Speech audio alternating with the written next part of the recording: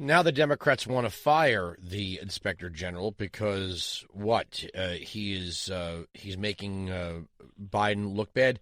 I'm looking here at an article in the New York Post that says it's upwards of $7 billion in unspent FEMA funds are sitting there on the sidelines while Alejandro Mayorkas says they're out of money for the hurricane season. And like you said, they spent, millions and millions of dollars on housing, feeding, providing health care and education to people in the country illegally. Well, let me ask you something. They're saying that Trump did this as well, but from even the ABC News article, which is totally slanted, they said Trump went back to Congress and asked to move some of this money toward border prevention measures.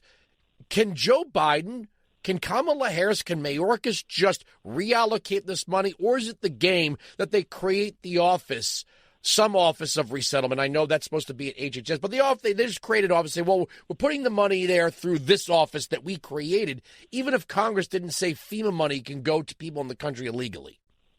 Well, you're right to zoom out and ask that second question, because we've basically been on a 30-year trend where Congress sets out these very vague parameters, and then some bureaucrat, buried 3 levels deep in some Washington building, gets to get broad discretion to be able to convert our government into a giant slush fund.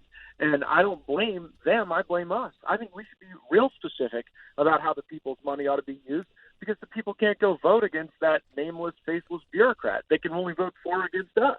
And so, I think that that's been a troubling trend for decades,